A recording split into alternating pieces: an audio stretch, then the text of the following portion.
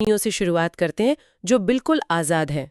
आप स्वरों की बात कर रही हैं। हाँ, जिन्हें व्याकरण की भाषा में अच भी कहते हैं। मुझे हमेशा लगता है कि यह स्वर ना उन महान सोलो सिंगर्स की तरह है जिन्हें किसी बैकअप म्यूजिक या बैकग्राउंड सिंगर की जरूरत ही नहीं होती। ये सोलो सिंगर्स वाली एनालॉजी बहुत सटीक है। ये पूरी तरह से स्वतंत्र होते हैं। वैसे इनकी मूल संख्या 11 होती है। हाँ, पर अगर इनमें अंग और अह को मिला लिया जाए तो ये 13 हो जाती है, राइट? एकदम सही। और इसमें जो अ है ना, वो तो वर्णमाला का एक अंडरकवर निंजा है। निंजा? हाँ, वो कैसे? क्योंकि इसकी अपनी कोई दिखाई देने वाली मात्रा नहीं होती, जबकि हिंदी में कुल मिला के 10 मात्राएं होती हैं। ये हर व्यंजन में छुपकर बैठा रहता है। ओह, समझ गए। बिना अ के तो व्यंजन बोल ही नहीं पाएंगे। बिल्कुल। अब देखिए, अगर हम इन स्वरों के वर्गीकरण की बात करें तो इन्हें उत्पत्ति या मात्रा के आधार पर बांटा गया है। यह मात्रा का मतलब किसी निशान से नहीं बल्कि समय से है। समय से? मतलब इसे बोलने में कितनी देर लग रही है। हाँ, बिल्कुल। सबसे पहले आते हैं ह्रस्व या मूल स्वर, जैसे अ, ई, उ, रे। ओके। ये एक मात्रिक होते हैं, यानी इनमें सबसे कम समय लगता है, बस एक बीट। तो ये सबसे तेज और क्रिस्प साउंड्स हैं, जैसे म्यूजिक में कोई शॉर्ट नोट होता है। एकदम सही। इसके बाद आते हैं दीर्घ या गुरु स्वर। ये द्विमात्रिक होते हैं, यानी इनमें दुगना समय लगता है। मतलब 2 बीट्स। हाँ, ये कुल 7 होते हैं और इन्हें भी 2 हिस्सों में बांटा गया है। एक है सजातीय, जो अपने ही मूल स्वर के बड़े रूप हैं, जैसे आ, ई, उ। और दूसरे? दूसरे हैं विजातीय या संयुक्त स्वर। ये तब बनते हैं जब दो अलग-अलग स्वर मिलकर एक नई ध्वनि बनाते हैं, जैसे ए, ऐ, ओ, औ। ये तो बहुत लॉजिकल है। और मैंने सुना है कि एक तीसरा प्रकार भी होता है जिसे प्लुत स्वर कहते हैं। जी हाँ, प्लुत स्वर। जब किसी ध्वनि में 3 मात्रा का समय लगता है। इसका सबसे बेहतरीन उदाहरण ओम है। जिसे बोलते वक्त हम ध्वनि को जानबूझकर लंबा खींचते हैं। बिल्कुल, ताकि एक गूंज या वाइब्रेशन पैदा हो सके। वाइब्रेशन और शरीर की बात निकली है, तो मेरा यहाँ एक सवाल है। इन स्वरों को बोलते वक्त जीभ और मुंह की पोजीशन का भी जिक्र है? हाँ, बिल्कुल है। तो क्या सच में बोलते वक्त हम लोग फिजिकल मैकेनिक्स का इतना ध्यान रखते हैं? मतलब क्या कोई सोचता है कि जीभ का कौन सा हिस्सा कहाँ जा रहा है? चेतन रूप से तो शायद कोई नहीं सोचता, लेकिन मानव शरीर एक परफेक्ट मशीन है। यही तो विज्ञान है इसका। अगर हम जीभ का प्रयोग को देखें, तो स्वरों को 3 हिस्सों में बांटा गया है: अग्र, मध्य और पश्च। ओके, तो अग्र स्वर कौन से हुए? अग्र स्वर वो हैं जिनमें जीभ का आगे का हिस्सा सक्रिय होता है, जैसे ई, ए, ऐ। ये मुंह के बिल्कुल अगले हिस्से से निकलते हैं। और मध्य स्वर, क्या उसमें जीभ बीच में रहती है? हाँ, मध्य स्वर सिर्फ एक है, अ। इसे उदासीन स्वर भी कहते हैं, क्योंकि इसमें जीभ बीच में आराम की स्थिति में रहती है। कोई तनाव नहीं होता। बस मुंह खोला और अ की आवाज आ गई। बिल्कुल।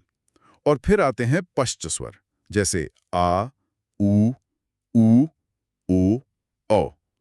इनमें जीभ का पिछला हिस्सा सक्रिय होता है। ये तो सच में किसी कैमरे के लेंस को फोकस करने जैसा लग रहा है। अच्छा, और मुंह के खुलने को लेकर भी तो कुछ नियम होंगे? हाँ, उसे मुखाकृति कहते हैं। इसे 4 कैटेगरीज में रखा गया है। संवृत का मतलब है लगभग बंद, जैसे ई, उ। मुंह खोलने की जरूरत ही नहीं। फिर अर्धसंवृत, जहां मुंह आधा खुलता है, जैसे ए, ओ। इसके बाद आता है विवृत, यानी पूरा खुला हुआ। जिसका सबसे अच्छा उदाहरण आ है ना? बोल है। वृत्तमुखी, जहां होंठ गोल हो जाते हैं, जैसे उ, ओ, औ। और अवृत्तमुखी, जहां होंठ सामान्य रहते हैं, जैसे आ, ई, ए। और इसमें अयोग वह भी तो आते हैं ना, कंठ से आने वाला अह यानी विसर्ग और नाक से आने वाला यानी अनुस्वार। बिल्कुल सही। ये सब सुनकर लगता है कि स्वर वाकई में कितने आजाद हैं, लेकिन हमारी सांस अनंत तो है नहीं। तो इस आजादी के बाद शायद व्यंजनों की दुनिया शुरू होती है। हाँ, व्यंजन तो परतंत्र होते हैं। वो अ की सहायता के बिना बोले ही नहीं जा सकते। और अगर किसी व्यंजन का शुद्ध रूप दिखाना हो तो उसके नीचे हलंत लगाना पड़ता है, वो जो छोटी सी तिरछी रेखा होती है। एकदम सही। लेकिन व्यंजनों के हिस्से में मुझे नोट्स में एक बड़ी मजेदार चीज दिखी। एक ट्रिक है KTM-DO। अरे हाँ, ये सुनने में किसी कूल स्पोर्ट्स बाइक या किसी वीडियो गेम के चीट कोड जैसा लग रहा है।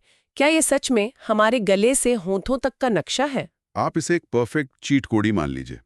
ये 25 स्पर्श व्यंजनों को याद रखने की ट्रिक है, जिन्हें वर्गीय व्यंजन भी कहते हैं। अच्छा, जो क से लेके म तक होते हैं। हाँ, देखिए, ये आवाज के सफर को डिकोड करता है। के का मतलब है कंठ यानी गला। इसमें क वर्ग आता है। आवाज गले से शुरू होती है। तो टी का मतलब क्या हुआ? टी यानी तालु, जो मुंह की छत का पिछला हिस्सा है। इसमें च वर्ग आता है। इसके बाद आवाज और आगे बढ़ती है एम पर। एम मतलब मूर्धन्य। बिल्कुल, मूर्धा यानी वो कठोर हिस्सा जो दांतों के ठीक पीछे ऊपर होता है। इसमें ट वर्ग आता है। तो डी से तो पक्का दंत यानी दांत होगा। हाँ, डी से दंत, जहां त वर्ग आता है, जीभ सीधे दांतों को छूती है। और अंत में ओ यानी ओष्ठ मतलब होंठ, इसमें प वर्ग आता है। क्या बात है, गले से शुरू होकर होठों पर खत्म। ये तो लिटरली इवोल्यूशनरी परफेक्शन है। यही कारण है कि इसे दुनिया की सबसे वैज्ञानिक वर्णमाला माना जाता है। लेकिन इस KTM डियो के 5x5 ग्रिड से आगे बढ़कर अगर हम वर्णमाला की स्पेशल फोर्सेस की तरफ जाएं, तो मेरा एक सवाल है पूछिए। अर्ध स्वर के बारे में, जैसे य और व। क्या इन ध्वनियों को आइडेंटिटी क्राइसिस है? मतलब ये पूरी तरह ना स्वर हैं और ना ही व्यंजन, ऐसा क्यों? देखिए, इसे आइडेंटिटी क्राइसिस नहीं कहेंगे। ये अंतस्थ व्यंजन है। जी। ये 4 होते हैं, य, र, ल और व।